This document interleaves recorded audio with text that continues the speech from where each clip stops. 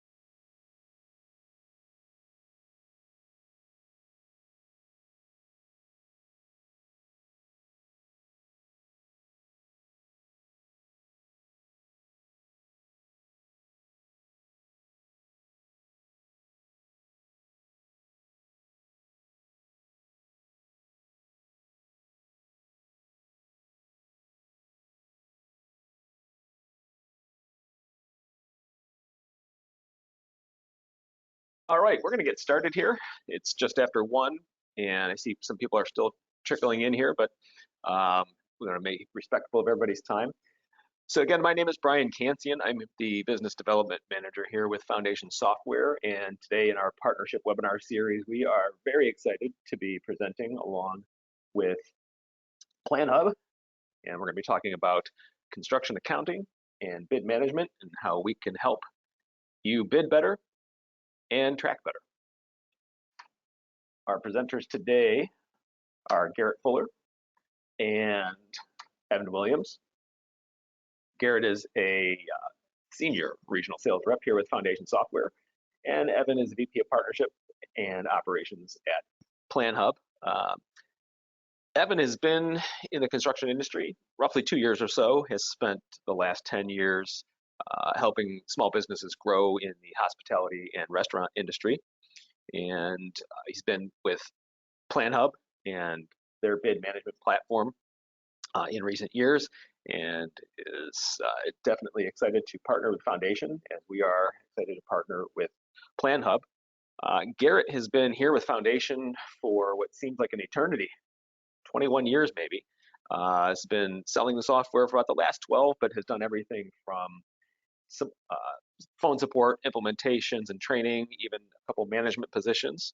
And he's going to be presenting a few things about Foundation today and how you can better use Foundation to track your costs and sharpen your pencil when it comes time to bid all of those jobs that you decide you want to bid when you use the PlanHub bidding platform. So you can see PlanHub here, just simplifies your bidding experience.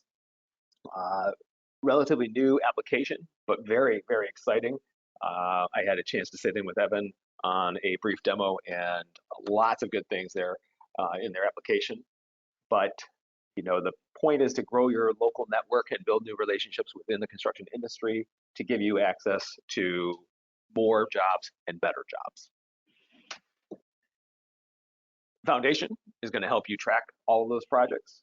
We have been in business since 1985. We have no third-party selling relationships or outside value-added resellers. Everything is managed in-house. We want to make sure that we manage your customer experience and provide the best experience possible. Direct phone support, training, and sales. When you call our office, you will talk to somebody. Very personal. In terms of Foundation and who we serve, we're looking for those small to mid-sized contractors. That is the ideal spot for our accounting system, our payroll services. We have companies who have outgrown their off-shelf application and want more sophisticated project tracking and tools to help run their back offices better. We have roughly 6,000 active clients.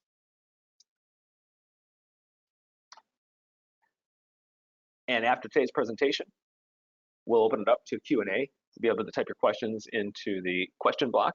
I will be moderating that, so we'll make sure we reread the question so everybody understands and have whoever is best suited to address that take the question. So with that, I'm going to turn it over to Evan. If I can figure out how to actually make him the presenter. Sorry about that. So Evan, go ahead and take it away. There we go. Great, and thank you very much, Brian. And first of all, let me just thank you to the whole foundation software team. It's just been exciting to kind of meet with them over the last few weeks and talk through how these two organizations can really work together to help out subcontractors. We have, I think, a piece of the puzzle, and they have another piece, and together there's a pretty powerful story that we can tell. So we're going to try and kind of kick that off today. We'll first start looking at PlanHub. This is our project list page. And it's interesting, the concept of this whole webinar is around how to put together a great bid. And you know, there's an old joke in the industry around how a bid is simply a wild guess, but taken out to 2 decimal places. And I kind of laugh about that a little bit. I kind of hope today at the end of this we have thought a little bit more about the science than the art, and that, you know, when dealing with a handful of variables around projects, be able to really kind of narrow the playing field, kind of determine when the best times are to sharpen your bid using a product like Foundation, you know, how to build up your network and stand out really above the rest within you know, these bidding platforms. So you know, competition's increasing. We don't want you to waste your time on projects that you have a low bin hit rate, that the ability to bid on projects and win projects, we can get those percentages higher and you know, make sure that although your time's at a premium, you're able to focus it on the best opportunities and not lose on overhead. So here we are starting on our project list page. I've logged in as a Premier subcontractor. So this is using all of the Premier tools. You'll see I have around 3,848 projects that I have access to. And clearly off the bat, you're thinking, man, that's probably too many projects. You know, we know that, you know, putting together a competitive bid really starts by finding the right project. And you know, it is a numbers game. The more that you submit bids on, right, you can increase your chances of winning bids. But we just don't want you to waste your time on low probability projects. So, you know, right off the bat, I think what we can do is start looking at the project list page and figuring out ways we can start, you know, narrowing down the list to something that makes much more sense for your organization. And we are adding hundreds of projects every day. So this list is growing, and then as bid due dates come and pass, we're starting to see projects fall off, but we're continuing to keep the marketplace healthy with new projects. What I would do is start up here on the project dropdown. We have some new technology that we're playing around with around suggested project matches. So what we're doing is starting to make smart recommendations based on what similar contractors are doing in your region. So if I click on that, you'll see that one project has popped up that that PlanHub recommends is a place to start with. There could be more, and as our algorithms start fine-tuning those suggested projects, I think we'll be able to deliver a much more catered experience to you. So back here with the full list, we also have our advanced filters page. So this list of advanced filters will really help you start thinking about the teams or the areas and regions that you might have the most success in. And we'll start here with a bit of a scenario. So imagine that I've got a crew out in the Atlanta area. That crew is sitting idle, and I want to try and quickly find something that I can bid on to keep that crew busy. So if I use a zip code, that would be like an Atlanta zip code. And you'll start seeing that my project list is starting to narrow down quickly. If I can go to maybe 50 miles. And then, for example, I might know that I'm very interested and successful in commercial projects that tend to be restaurants. And that might be a particular type of project that I have a good opportunity of winning. So very quickly, I've narrowed down that list. I can save one or two of these because they might be items that I'd be interested in bidding on. And that's kind of a quick way to start narrowing down all of the projects in our database. You can save those filters for next time. If you come back into the platform, you don't have to think about setting them again. In this case, I'm going to reset the filters and kind of go back to the broad view. We have two quick ways to also search. Imagine, you're superstitious and you only like to work on projects that have the word dollar in it because it brings you good luck. Very easily, we can do keyword searches by project. So dollar, kind of pops that in. You'll see all the Dollar Trees and family dollars pop up. The other way you can do it is, of course, by keyword. Every single blueprint and file and project that gets posted in PlantHub, we scan every single file and we make all of those keywords available to you within the blueprints. This is to try and save you time in navigating documents that could be hundreds of pages long. And it's actually one of the areas of PlantHub that I play around with the most. It's kind of fun. There's all sorts of words that you wouldn't expect. Let's just do violin, for example. I mean, there's 4 projects that seem to have the word violin in it. But that's not really practical. I think a real practical word might be something more like Armaflex. That might be a particular insulation or adhesive or product that's manufactured that you really like to work with. And so here, very quickly, you'll see that there's projects that have the word Armaflex in it. And if I view the results, it'll tell me exactly which pages that word is. That's a great way to quickly narrow down the whole list, especially if there's potentially, if you're licensed to work with a certain product. Let's say you install train systems and you want every project that has some sort of train air conditioning system or a carrier system in there. Also great if you're a building material supplier and you're trying to find which projects might have competitor products, or if you're looking as a subcontractor and you're trying to find the particular products that you're licensed to install.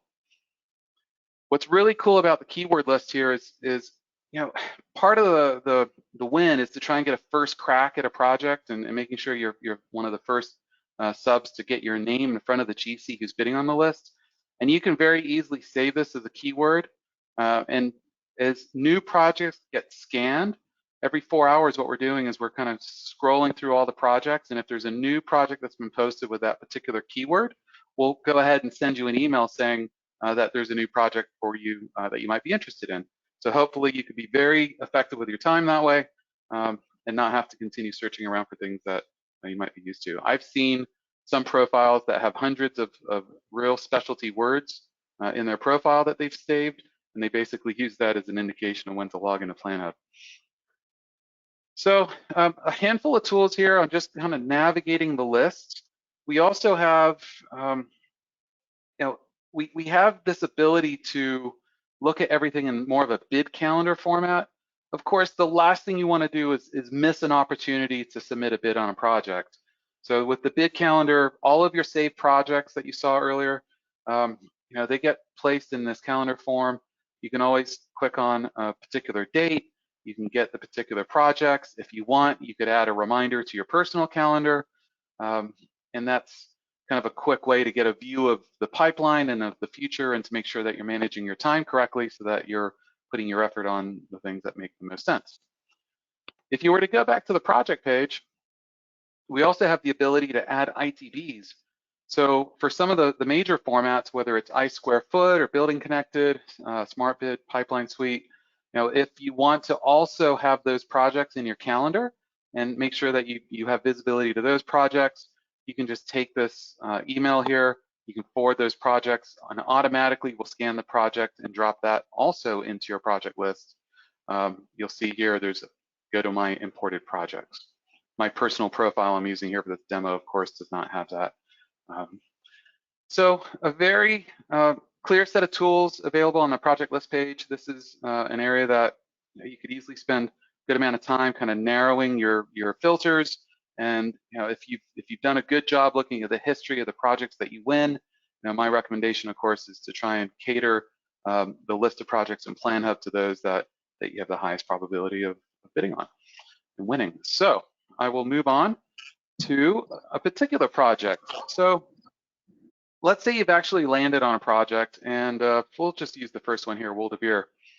This particular project is a good example of one that has a good set of material available to make a better decision with. So first of all, I would start with the status updates. You don't want to miss something critical. Let's say a due date has been changed and it might give you a little extra time to fine tune your bid. There might be some additional files that have been posted. So these status updates are really a good place to start just to get your bearing on what's happening in the project. Clearly, we have the address. We can tell you where the project is, the creation date, the bid date, etc. Some basic information around it. You'll see the trades that are relevant to your profile, but then we also show all the other trades because we find many times that you might be expanding your services, you might have different trades that you're interested in bidding on that aren't necessarily part of your immediate profile, and we want to make sure you have visibility to all of that too. If you scroll down a little bit, of course, the project files are here. You can still do the same. Maybe we can do cooler. We can do kind of the same search, and you'll see here if this was a restaurant, clearly there was probably coolers or refrigerator units of some sort. And these are all the various pages in the blueprint that I might find the word cooler. So that's, again, just a kind of a quick way to navigate through the project files. Further on down, we have an estimate. So this is a newer feature. We've, around the last 3 or 4 months, what we've done is started engaging with suppliers in new ways. And although a supplier has not posted a particular estimate or takeoff for this project for my profile, what we have in our system are actually other suppliers that have indicated that they support the particular trades of my profile, and they would be absolutely happy, I'm sure, to engage with you on working through the blueprints, trying to determine exactly what the takeoff looks like and what an estimate could be. They'll put a quote together. Of course, that's information that you would use in your bid. Clearly a win-win for both parties if your bid gets chosen and you happen to use their product, and that's kind of a channel that we're starting to build out, and we're getting a lot more activity from suppliers. You can always narrow it down by a particular trade, and then at any point in time, of course, we have all of the various tools to be able to request an estimate, send a message, etc. Another great part of PlanHub is around our merging process. So behind the scenes, when we find different projects are actually duplicates of each other, we'll start merging them together, which allows you to showcase all of the various GCs that are bidding on the project. And we can't underestimate the value in building relationships with new GCs. So although on this project we have 4, I may already have a relationship with Hughes, but this actually allows me to engage with all the other ones. And you'll see here when we think about submitting a bid, if I do build a bid out for Hughes, I can quickly allow all the other GCs that are active on this project to see that same bid. It's a single click. Now at the end of kind of the bid window, if we start learning who's been awarded or not awarded, and the GC tells us, because they have the ability in their part of PlanHub to give us information about the project, we will narrow down that list. And of course, that helps tailor your communications a little bit so you know exactly who's won the project. You don't have to waste your time kind of chasing around GCs that might not be as engaged on this project anymore. Like most platforms, we have an RFI center, a great way to submit questions to the GC, who's going to go back to maybe the owner, the architect, the engineers, and help answer those questions. And then, here at the bottom, we have one of the coolest tools, which is our competitive advantage. And this is great when it comes to creating a little insight around the project. With competitive advantage, what you do is for the trades that you have on your profile, we're able to show you just how popular this project might be. How many people have received ITBs, how many have actually logged in to view the project. You'll see here there's been maybe 100 different companies that are logging in. But much more importantly, you can even see who's bidding or how many others are bidding based on your trade. So I can choose bidding here, and you'll see, there's only been 4 painting companies out of maybe the 100 that have viewed the project. And then, there's no electrical or wiring bids in, which could be a great opportunity for, of course, an electrician who's still looking for an opportunity to bid on. Now, moving forward to the competitive advantage, what we'll also start to see is information about profiles. So one of the most important pieces of putting together a good bid is also being able to showcase your company, right? That's just good marketing. Really, what you want to be able to do is go into the company and make sure that all of your qualifications are up to date, that your insurance, that you've got your bonded status. We're able to identify your certifications. If you have files that you've uploaded, that those would be available here. And all of this additional information around your profile is going to make your profile stand out much more to a GC who's looking through their directory and trying to find, a particular type of person who might have a certain labor status or might be, certified a particular way. And those profiles will absolutely stand out much more to the GC who's building together their network and looking for additional bids to get better bid coverage on a project. That's on the profile. So last but not least, what we have here is the ability to submit a bid. So if you go up to the top here, we have this idea that you can place a bid, and it's relatively easy. As long as you've chosen your trade, you can put in your base bid amount. And here we highlighted earlier, you have the ability to actually select all or just a single GC, and then drag your files in. A great way, of course, to get a little more attention to your company is to attach even maybe some sort of reference documentation or another document that gives a little more context about who your organization is to the bid, select all, and when these companies receive the bid, they'll also receive that information with it. We have, and this is kind of fun for me, this is hot off the press, we have not done much marketing around this yet. We actually now have the ability to do a much more comprehensive bid. So for example, if you were new to the industry and you really wanted to try and structure your bid in a way that just that GCs are familiar with, you can go through this way. Let's say I'm building a concrete bid, and I can start itemizing things between labor, material, overhead. If there's equipment rental or whatever the particular line item is, as you're getting better information about the job costing activities and the types of profit margins that you're expecting, this is going to be a very nice and easy way to be able to put line item bids together within our platform. Also, of course, helping general contractors if they're doing bid leveling, they're able to get a much faster apples to apples comparison put together around the bid. Great, so I will hand it over to Garrett, who's going to talk about, best ways to try to sharpen that bid, make sure that you have the best opportunity to win a project.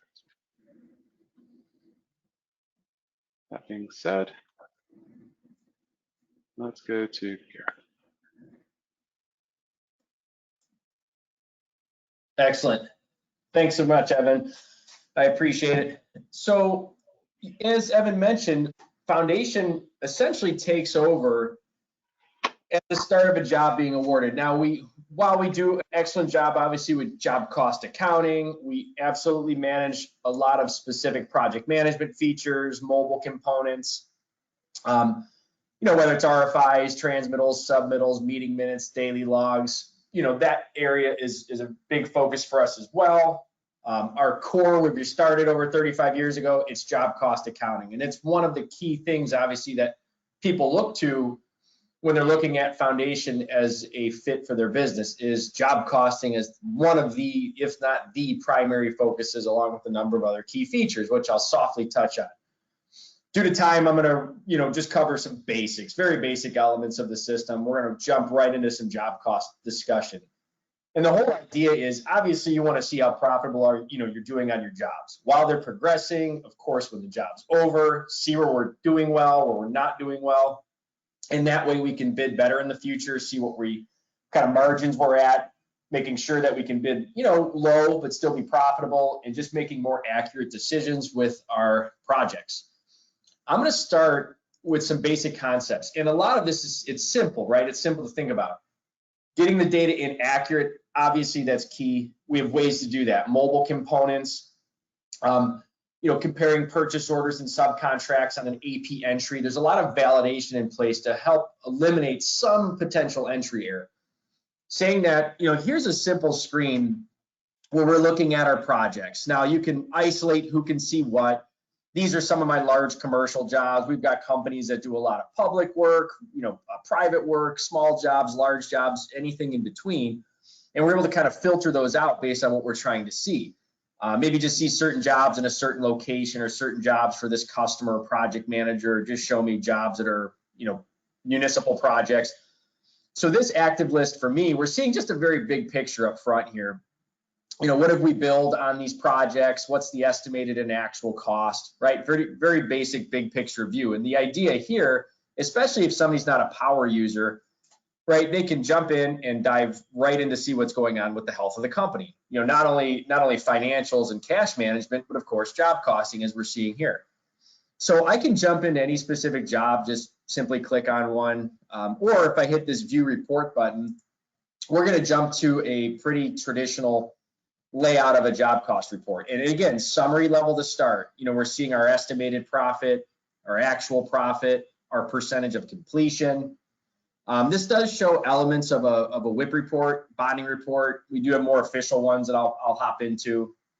But for example, if you're looking at a job and you think, hey, I want to see a little bit more on it for better or worse, right? When you click it, it's initially going to take us to a summary page where we can see a snapshot of that job and what it looks like right now.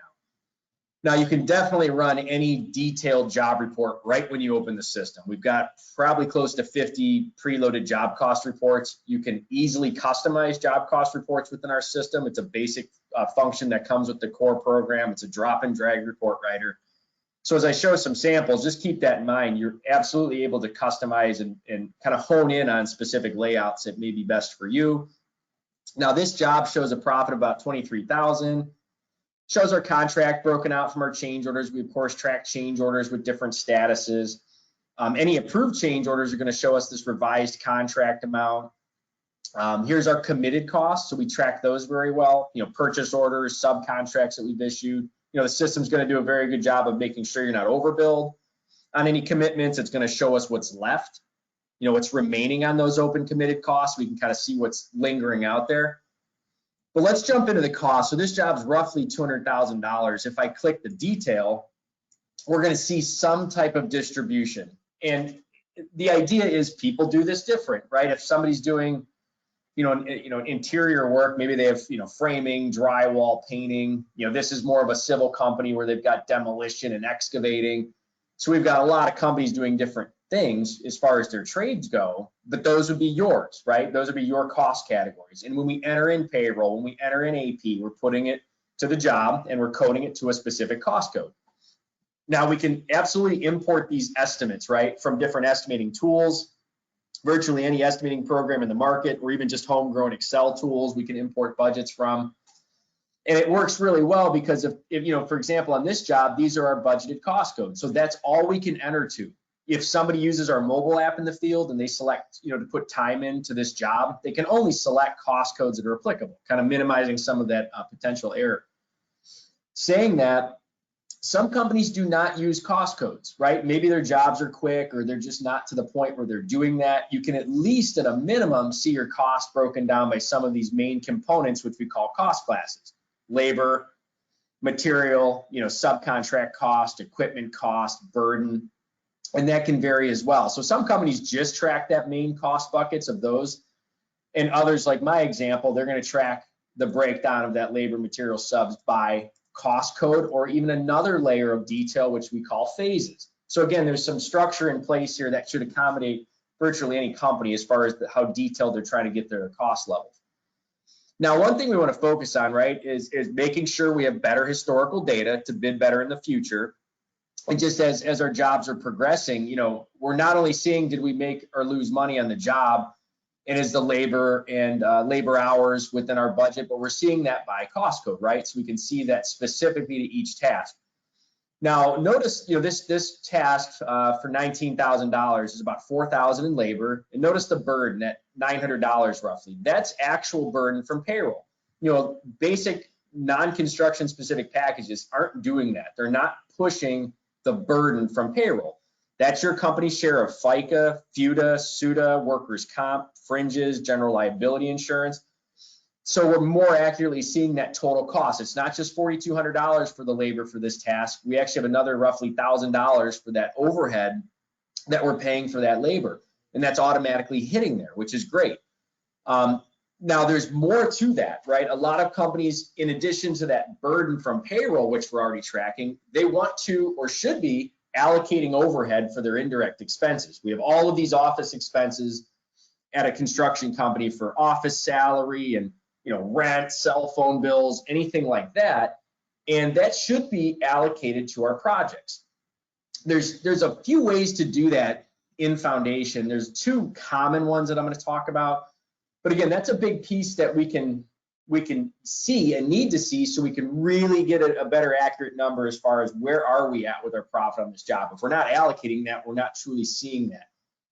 So one way we can do that, and before I jump out of here, you can keep drilling down, right? Just for an FYI, if you need to drill down and say where'd that labor come from, we see it, right? We get that backup data. Where's this material cost coming from? There's a few invoices that were keyed into AP that made up that material expense. We click it, we see it. A lot of companies do use and attach images to their entries. So we can see those later, right? When we're looking at reports like we are right now, it's like, here's where that expense came from. There's the invoice that we entered in that made up that material expense, and we have visibility of that as we need to look at our projects. Now, noting back to that topic of overhead, right? I noted that burden. Now, from the main menu of Foundation, we have a function called overhead allocation. Now I have that pulled over. I have some shortcuts over here. I've got a job summary report. I've got a WIP report.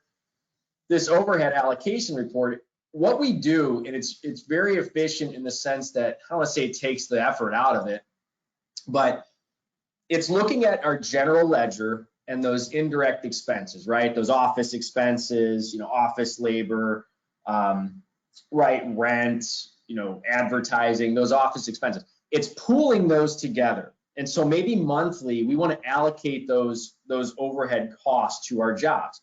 So it's going to take that total overhead and proportionally allocate that to our active jobs. And so, if one job is 30% of the total cost for the month of actual cost, it's going to get 30% of that overhead as an example. And there's different schools of thoughts. We do college courses on this, user conference classes on overhead allocation. A lot of construction professionals and CPAs have some input on it. But the idea is it's a nice way, especially if we don't have a lot of history or an idea of, hey, what is our overhead? Is it 30%? Are we tacking on 40%? We know it because we know the overhead and we're allocating it to the jobs proportionately. So again, if one job's 10% of the cost, is going to get 10% of the overhead, and the system actually posts those costs to the jobs as an overhead expense. Again, to make sure that we're allocating real cost to our jobs, not just the direct labor and material, but that overhead. Other companies based on history, which is valuable for a lot of things, right? Better bidding, making sure that we're getting more efficient on our jobs. But they'll say, hey, I already know roughly what our percentage is for overhead, and they may set up a rule very simple in payroll to say, in addition to that burden that's already hitting our jobs, let's tack on another 30% of wages, right? Just that's their method. They've come up with it over years, and they may hone on it every year to kind of tweak it a little bit, but just making sure that we're getting that most accurate data that we can. Now, for time, I'm not going to get too much in detail any further. There's so many ways to look at this data, very summary level, detailed. We can see just grand total costs, again, WIP reporting or bonding reports. All of this information can be looked at by job, by customer, by job type, by location, any user-defined filter or variable when we look at reports. Here's a simple one where it shows the original budget, again, that we can import or just enter on our jobs. There was some change orders to the estimate. So there's our total revised estimate. Again, our actual cost with the variance. And this one shows the outstanding commitments. You know, we've got roughly $5,000 sitting out there in open POs or subs for that task. I can drill down into the details further like we talked about. But you know, there's roughly 40, 50 different cost reports. There's projection capabilities where I can see our actual cost on a job, see our percent complete, and there's the ability for maybe an operations person like a project manager to maybe forecast that percent complete a bit so we can see, hey, even though we thought we were going to be at $258,000 for this job with our estimate, we're actually ahead of it a little bit. We're actually 60% complete, so we're projected at about $229,000 for our projected cost. So there's from basic to pretty advanced level of job cost reporting there. And I just wanted to emphasize the fact that, you know, material, we know what those costs are, right? For the most part. Labor, sure, we have to manage that very close in real time, see how that's affecting our jobs, making sure we're accurate. And then that overhead to make sure that we're really showing that properly on our reports and not miss any of that information.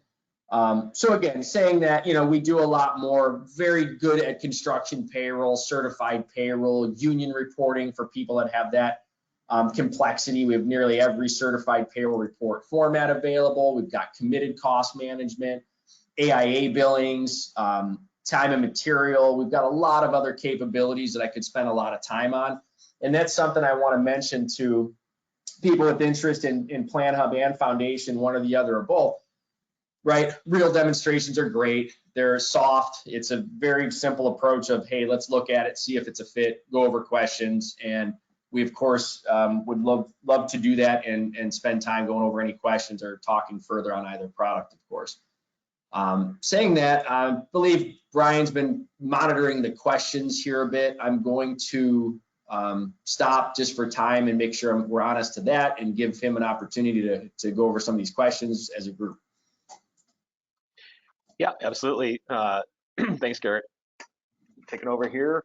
Yep. Get us back on the screen. Looks like we should be sharing. Hopefully, you're seeing the Q&A. Yeah, we're on your Q&A screen. Awesome, great.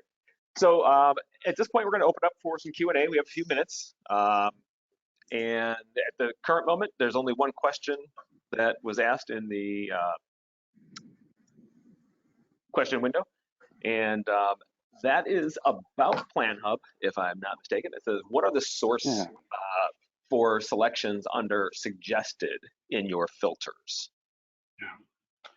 That's a great question, and it's an area that we're continuing to adjust a little bit. Primarily right now, we're looking at both the trades of the profile that the user has. So if a subcontractor selects 3 or 4 trades, maybe all related to painting or vinyl flooring, whatever the trade may be, we look at the trade and we look at the region that subcontractor is in, the area, and we'll find other similar subs in that area and looking at the activity that they're busy in. So if they're looking at a particular project or starting to show interest in, if we see those trends that they're showing interest in a particular GC, that's the information that we use as input to the algorithm that's kind of spitting out a suggested project. Excellent. Thanks, Evan. Yeah. That's the only question I've got up here. Is there anyone else online with us? Still 36 of you hanging out. If you have a question, feel free. You can raise your hand. That'll let me see that you do have a question, and we'll wait for it to show up here in the chat window.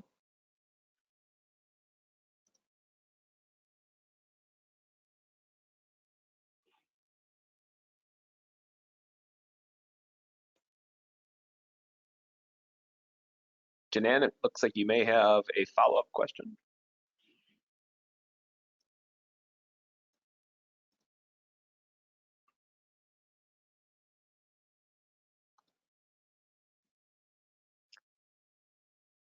No follow-up question, just a thank you. Awesome.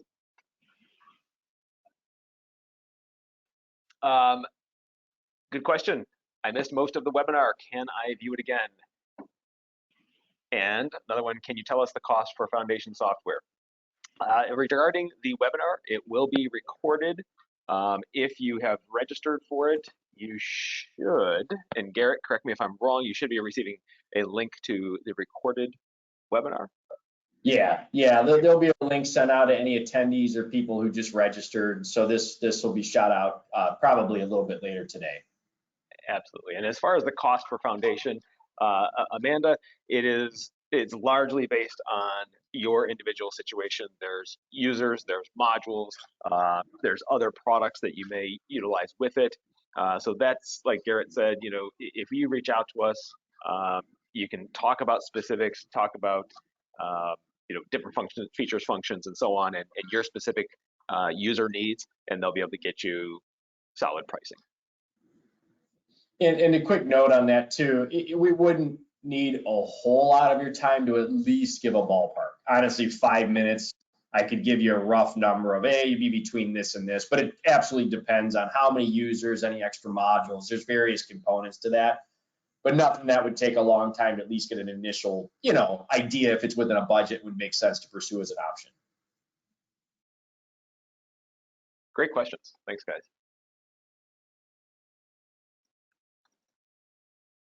Anybody else? Just a few more minutes. Can you track change orders and have sign-offs? That's Amanda as well. Garrett? What was change the orders. Can you track change orders and have sign-offs? Oh, I got you. Yeah, so within Foundation's core platform, we can track change orders, monitor those with statuses, approved, pending, rejected. You can send them out for review and signature. We do also have a formal project management tool called Project HQ, and that, to be quick on that answer, you can absolutely do it through there as well. That's more where the operations side live, where a lot of our clients will say, well, we have our accounting staff in the office doing our day-to-day and Foundation proper. And then our other tool called Project HQ, maybe the operations people can do that, right? Have change orders created, sent out for review and approval, monitor their statuses, and anything else like RFIs, submittals, correspondence management. So they can kind of live in that world, have the two talk behind the scenes directly where they need to, but not have those ops people kind of dabbling in the accounting side where they really don't need to be. Long answer to that short question.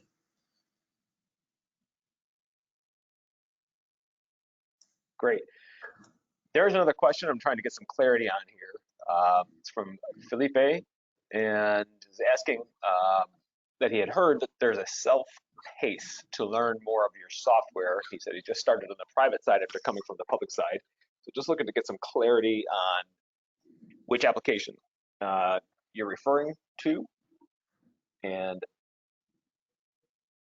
I'm assuming if it's the accounting side, you're referring to coming over to the private side of accounting from possibly public accounting, but that's me making assumptions.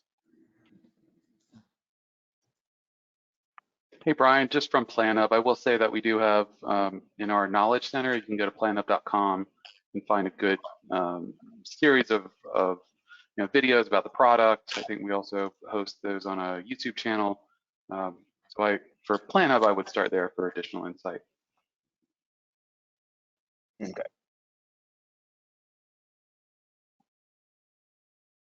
Felipe said he just started from the inspection side at the fire department. Yeah, so I'm not still clear on which application. From a Foundation side, I can speak from personal experience. The training is extensive, but there's a lot that goes on within the accounting system, depending, again, just like Garrett was saying, on all the different add-ons you could have. So the learning curve varies, again, based on each and every user, but there are a slew of training resources available, whether that be live individual one-on-one training, on-site, online, webinars, colleges, things of that nature.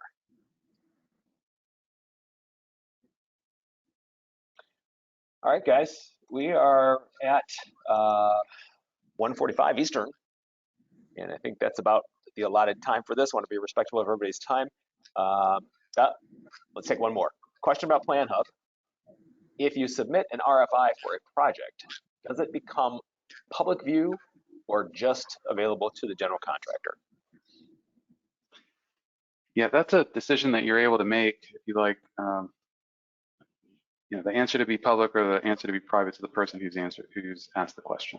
If you're looking for a more private discussion, I would probably encourage use of the messaging center because sometimes you may ask a question that you think is private, but the GC may decide that they want to make it public when they respond to it.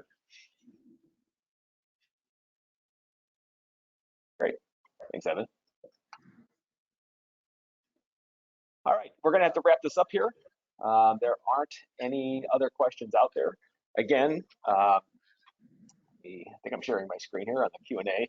If you do have any other questions, you want to schedule a demo, take a look, get pricing, etc., please feel free to reach out to either Garrett or Evan. The details are listed there on the page, phone numbers and email addresses.